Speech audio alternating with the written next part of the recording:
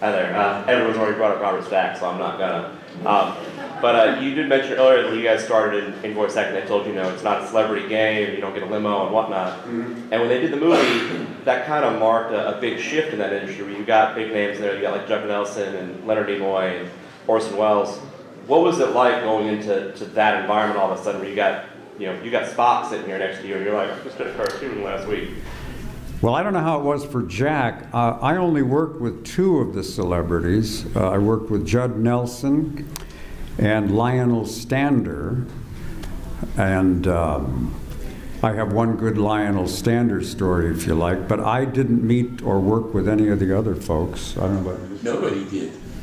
Yeah. I mean, Orson Welles read alone with Wally. I don't work with other actors. They waste my time. I think Robert Stack, when Welles went in to read, I mean, he was like a planet. He was huge. And he had steel enforced shoes, because his regular shoes would just collapse from the weight. And speaking of Dick Gautier, there was what was that restaurant in LA? The tent. There was a great Ma Maison restaurant. It was a tent outside, and Wolfgang Puck, really trendy. All the stars went there at one point. he was the chef there before he was the famous Wolfgang Puck. And Orson Welles obviously loved to eat.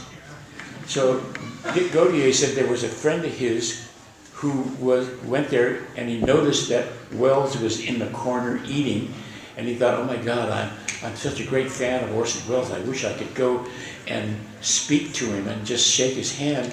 And all of a sudden, Welles is on his feet, waddling toward the exit, and the guy just jumps out of his chair, runs across to the restaurant, grabs Orson Welles by the hand, and said, Mr. Welles, I'm a great fan of yours, and I just wanted to shake the hand of a great man. And Welles said, thank you very much. And then the guy knows he has nothing more to say. He says, and I found the flaw in Citizen Kane. Now, for those who don't know, Citizen Kane was his masterpiece. And he said, what? And he says, yeah, the movie opens and you're lying there dying, and you have a globe in your hand, and there's a what? A snow globe. A snow globe. And you drop it and you say, Rosebud. But just before you drop the globe, the nurse walked out of the room. He said later they asked the nurse, what did he say? And she said, well, he said Rosebud. But she had already left the room. And Welles looked at him and said, tell no one what you told me.